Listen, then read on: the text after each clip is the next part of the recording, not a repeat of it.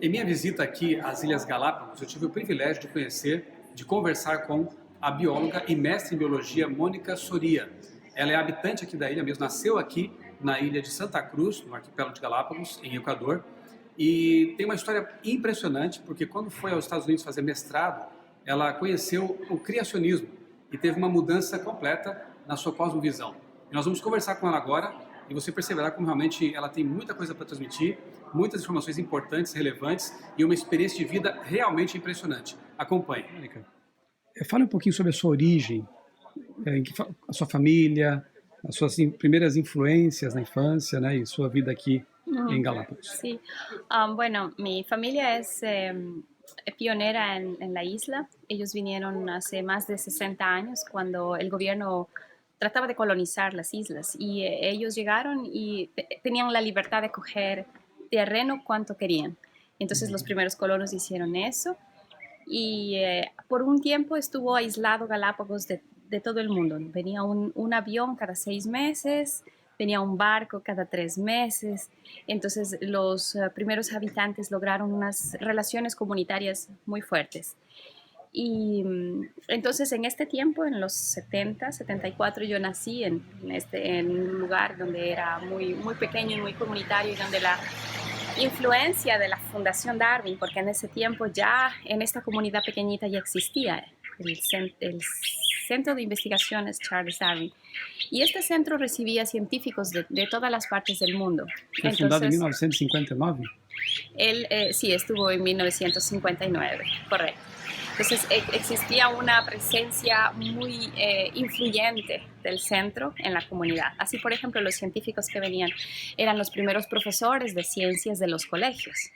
Y mi padre y mi madre se conocieron en la Fundación Darwin. Mi padre era guardaparque y él ayudaba a hacer los límites del Parque Nacional. Y entonces, bueno, ahí nací.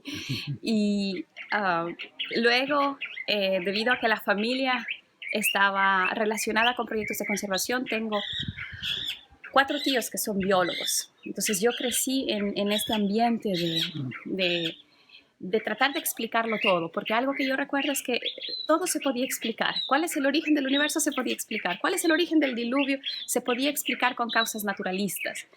Y entonces habían comentarios como quien creía en Dios, pues era, ¿para qué creer en Dios si puedes explicarlo todo, si todo tiene una alternativa de explicación? Entonces desde muy pequeña yo crecí con esas ideas muy fuertes de que a Dios había que sacarlo del lugar de la naturaleza y que la asociación naturaleza y belleza estaba relacionada con la teoría de la evolución y con Darwin y el sitio Darwin. Entonces yo crecí en ese ambiente. Que tipos de atividades você desenvolvia no Instituto Darwin? Bueno, desde muy pequeña, cuando tenía unos 12 años, yo ya pertenecía a un club que el Instituto Darwin tenía, se llamaba Renacer. Ahí con un grupo de niños íbamos a coger basura en la playa, colectábamos, dibujábamos, hacíamos una serie de actividades relacionadas al cuidado de la naturaleza y cuando ya tenía 18 años, por 7 años, trabajé como becaria del Instituto Darwin para estudiar en la universidad y posteriormente como estudiante de maestría, también auspiciada por la Fundación Darwin. Entonces siempre estuve bastante de cerca, ayudando en varios proyectos, censo de ballenas, censo de pingüinos y cormoranes, colectando insectos, colectando plantas. Luego tuve mi propio proyecto en donde estudié la fenología de un árbol nativo, estudié los procesos de reclutamiento, de regeneración y luego tuve la oportunidad también de viajar mucho por los proyectos en varios países y de intercambiar también conocimientos con otros archipiélagos y con otros científicos asociados a los proyectos que teníamos, ¿no? Quando você era ainda bióloga evolucionista, darwinista, todos os aspectos do darwinismo faziam sentido para você? Ou mesmo naquele tempo você já teria detectado algum tipo de insuficiência, algum tipo de fragilidade na teoria da evolução? Yo no, yo creíamos ciegamente en esta relación de existencia, evolución. Yo nunca me cuestioné, ni sabía, ni me pregunté cuáles eran los procesos que la evolución habría empleado para generar tal diversidad de organismos, ¿no?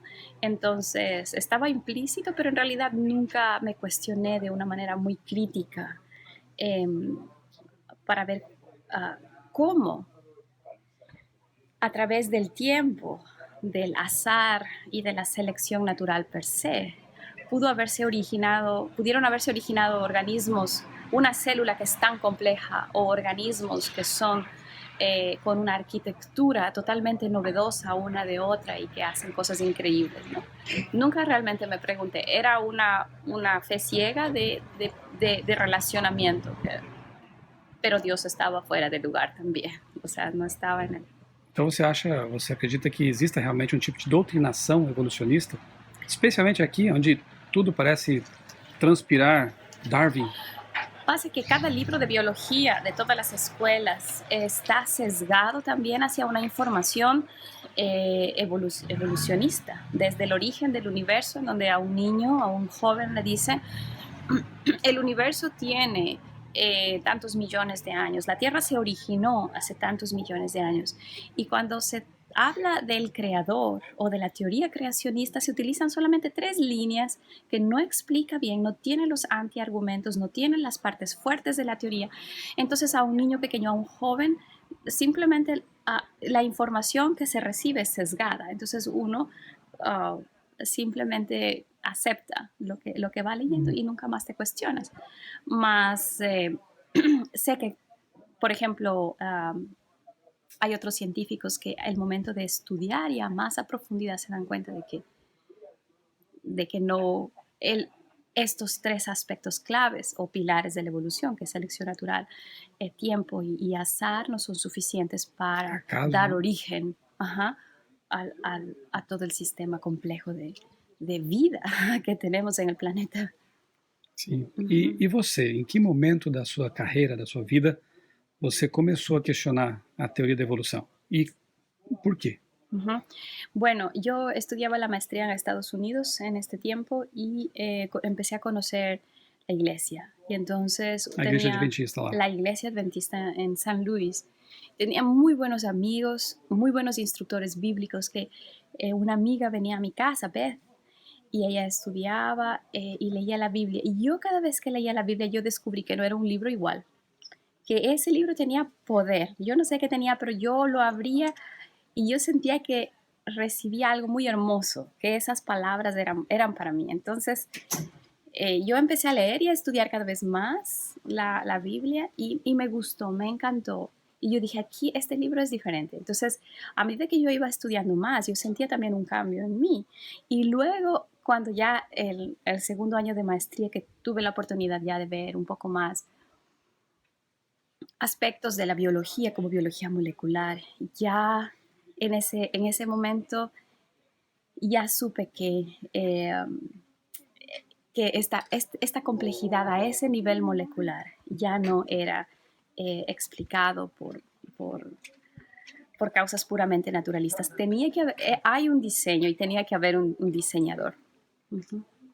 Mas você tinha um preconceito com relação à ideia de Deus, a Bíblia mesmo, né? Como foi esse processo de você empezar a ler a Bíblia e perceber que é um livro que realmente faz sentido, que tem um conteúdo sólido y que vale la pena conocer? Porque este libro tenía verdades que yo nunca había conocido. Este libro tenía cosas que hablaban de mí, que me descubrían. O sea, yo me descubría a mí mismo a través de este libro y descubría lo que estaba haciendo errado, descubría lo que podía hacer bien y es algo que no sé cómo explicar, pero es algo muy, muy hermoso que me llenó mi ser. Esos espacios vacíos que cualquier humano experimenta cuando no tiene a Dios eran llenados cada vez que yo leía la Biblia. Para mí era una fuente de agua viva, de felicidad. Entonces, yo a la vez que yo iba conociendo más de la Biblia, a la vez que yo iba entendiendo más al Creador y a la vez que yo iba entendiendo el propósito de la naturaleza y de todo lo que veía a mi alrededor. Entonces dije, bueno, he estado todos estos años en un camino que no era el correcto. Ahora, cuando vuelvo a Galápagos, ¿qué podemos hacer? Hay tantos niños que reciben la misma información, que están en el mismo contexto. Y entonces, ¿quién ahora les va a hablar acerca de los puntos fuertes de la creación? ¿Por qué creemos en la creación? ¿Hay argumentos científicos que soportan la creación? Sí. Entonces vamos a hablar de esto. Poderia mencionar, quem sabe, alguns deles? El origen de la información genética, por ejemplo. Esto cuando Darwin postuló la teoría de la evolución, él no sabía que existía esta información genética ni la complejidad de la célula, la complejidad de las maquinarias moleculares a nivel intracelular. Esto por citar algunos ejemplos, la diversidad, las relaciones que existen entre la parte abiótica y la biótica, cómo parece todo estar diseñado para que la vida pueda existir en el planeta Tierra. Entonces estamos en una zona habitable que los astrobiólogos dicen, si estas 100 características tiene la Tierra y que tienen que ser exactas para que la vida exista. Entonces hay diseño, hay complejidad y hay propósito, ¿no?